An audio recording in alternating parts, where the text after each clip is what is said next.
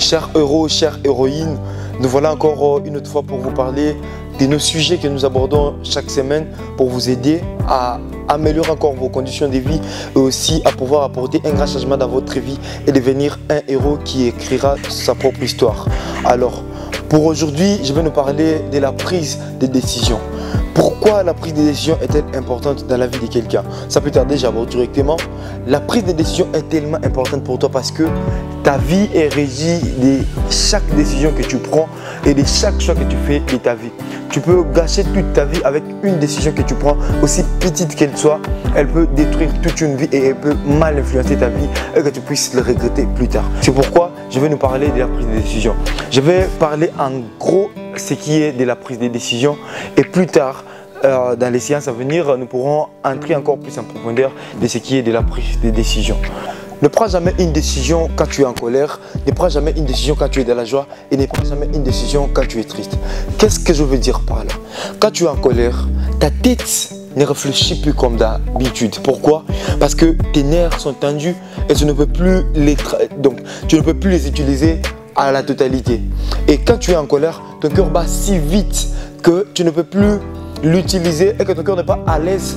Du coup, ton cerveau ne peut plus travailler et fonctionner comme ça doit nécessairement fonctionner comme d'habitude. Alors avant de prendre une décision, tu dois faire à ce que tes nerfs soient normaux et que tu puisses redevenir dans des états normaux et que tu ne puisses pas avoir un cœur qui sera en train de battre plus rapidement, que tu puisses réfléchir avant de prendre cette décision. Quelqu'un t'a blessé, tu as trouvé ton mec en train de te tromper, tu as trouvé ta meuf en train de te tromper, tu as donné un conseil à quelqu'un, il ne t'a pas obéi, ton enfant t'a déçu, quelqu'un t'a dit quelque chose qui t'a vraiment énervé ou encore il t'a juste énervé parce qu'il a fait quelque chose qui t'a vraiment énervé. Tu te décides directement, tu ne vas plus me parler, tu ne vas plus faire ceci, je ne vais plus te donner ceci, je ne vais plus faire ceci pour toi. Il ne faut jamais faire ça. Attends que tu puisses retourner et redevenir dans tes états normaux pour pouvoir prendre cette décision. Souviens-toi que nos parents ont l'habitude de faire, on vient donner un rapport. On vient lui dire ton enfant a fait ceci, ton enfant a fait cela. Un bon parent ne réagit pas directement. Il laisse un peu de temps, un peu de jours, même 3 jours après, il te parle. Pourquoi? Parce qu'il attend qu'il puisse redevenir aux états normaux pour pouvoir te parler de ce qu'il doit te dire.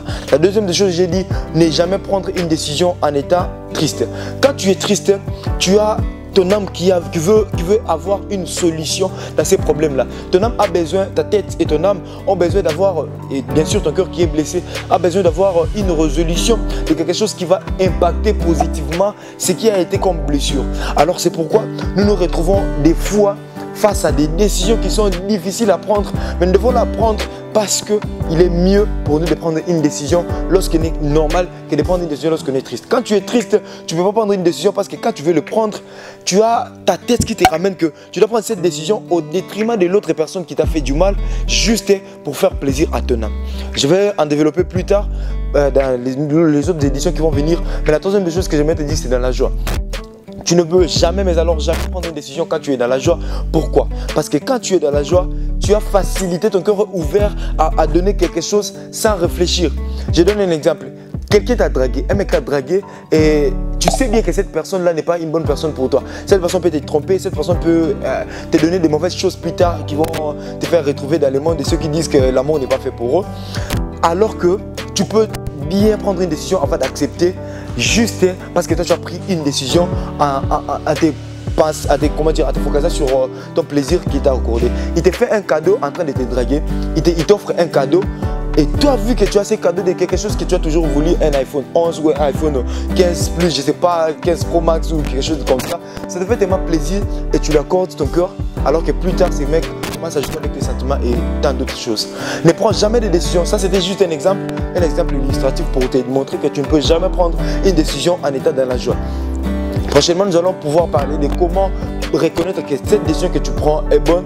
Mais pour aujourd'hui, j'aimerais que tu puisses marcher pendant toute cette année 2024 en sachant que tu ne peux jamais prendre une décision lorsque tu es en colère, ne jamais prendre une décision lorsque tu es triste et ne jamais prendre une décision lorsque tu es dans la joie. Si tu veux prendre une très meilleure décision, reste calme, reste silencieux, oublie tout ce qui s'est passé et réfléchis non seulement aux conséquences, mais aussi aux avantages qui vont être. Ne réfléchis pas seulement aux avantages que cette décision va t'apporter, mais aussi aux conséquences.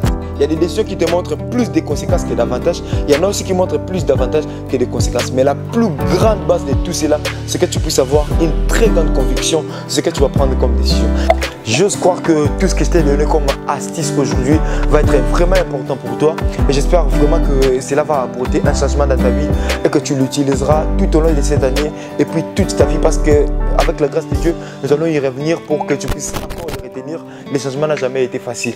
Mais puisque tu es un héros, puisque j'ai confiance en toi et que je sais que tu peux faire des grandes choses et que tu peux toi-même écrire ton histoire, tu n'as pas droit à l'erreur. Revoyons-nous à la fois prochaine, à l'édition prochaine, à la séance prochaine. Pour l'instant, je te demande juste de t'abonner sur ma page Facebook Gatel Motivation, Instagram Gatel Motivation et aussi TikTok, mais aussi sur ma chaîne YouTube Gatel Motivation. Un peu de like et tu cliques jusque là pour t'abonner. Ça va vraiment beaucoup nous aider à tous mes héros et toutes mes héroïnes. Je vous dis à la prochaine.